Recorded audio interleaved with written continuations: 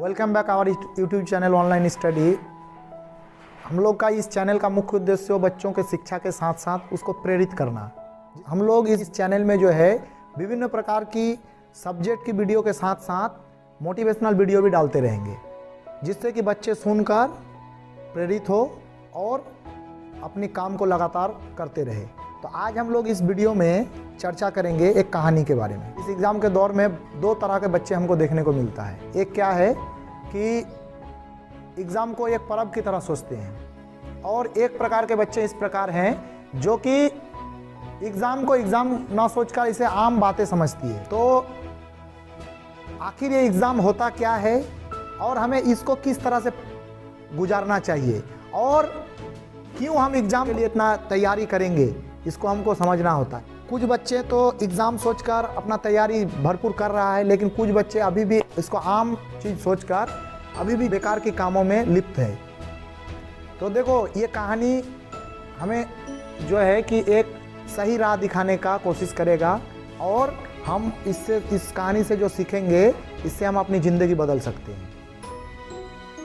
ये कहानी बहुत ही बेहतरीन है, साथ में मज़ेदार है और बहुत ही मोटिवेट करेगा हमको। खैर, जो भी हो, जो मैं कहने जा रहा था कि एक शिल्पकार था। शिल्पकार हम लोग उसको बोलते हैं जो पत्थर को काट कर मूर्तियाँ बनाती है। एक नया मंदिर बनने वाला था, जिस मंदिर पर एक मूर्तियाँ रखी जानी थी, तो उनको ऑर्डर मिला कि आपको जो है एक मूर्तियाँ बनाना है। तो उन्होंने क्या किए कि जब उनको ऑर्डर मिला मूर्ति बनाने का, तो वो जंगल गए और दो पत्थर खोज के लाए। उन्होंने इस दृष्टि से दो पत्थर चुने कि एक बनाते बनाते अगर कुछ दिक्कतें आ जाएं तो दूसरे से हम फिर बना लेंगे। तो इसने दो पत्थर उठाए और वो वापस अपने घर पहुंचे।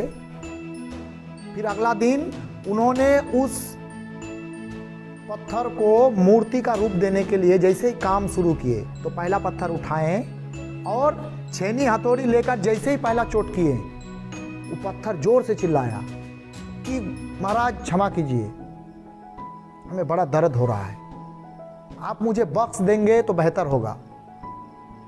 तो बोला, हाँ दर्द तो होगा ही, लेकिन अगर इस दर्द को सहन करने का क्षमता ना रखोगे तो कुछ नहीं बन पाओगे। तो इसीलिए अगर आज दर्द सहन कर लेते हो तो कल को बेशक एक अच्छा मुकाम पाओगे। उस पत्थर ने कहा, नहीं नहीं महाराज, आप मुझे कृपया बख्श दीजिए, हमसे ये सहन नहीं होगा।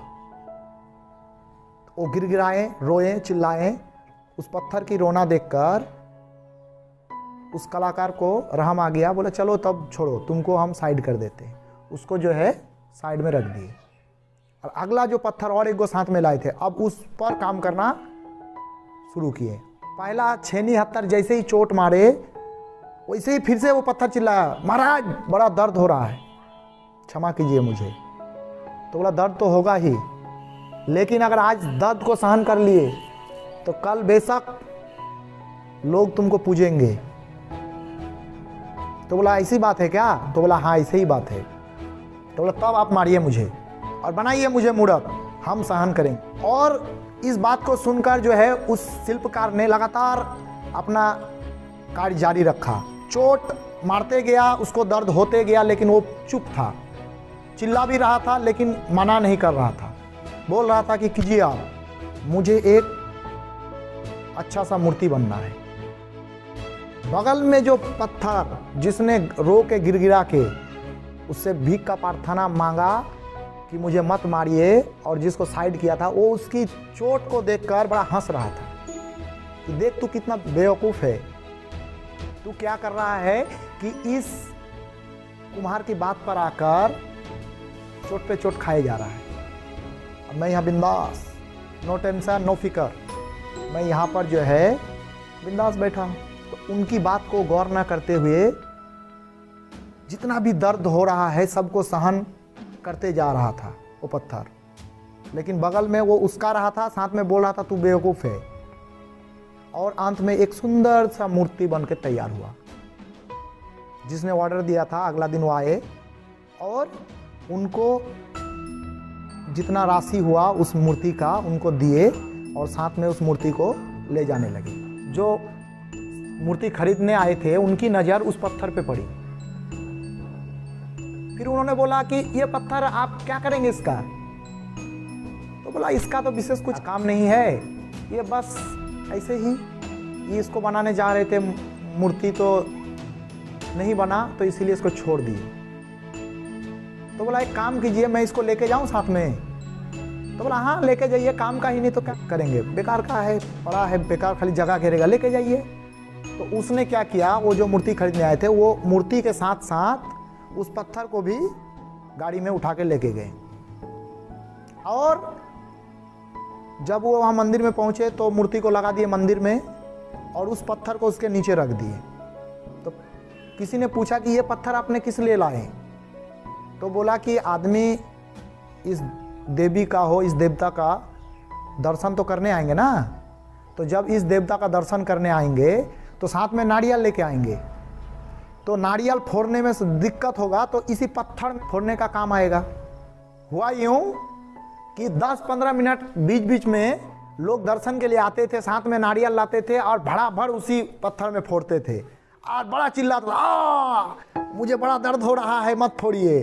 लेकिन आदमी जितने भी आते थे जहाँ देवी का दर्शन, उसको पूजा वूजा करते थे, मैंने लगातार फोड़ते रहते थे और इसको दर्द होते रहता था और ये काम जिंदगी भर चलते गया।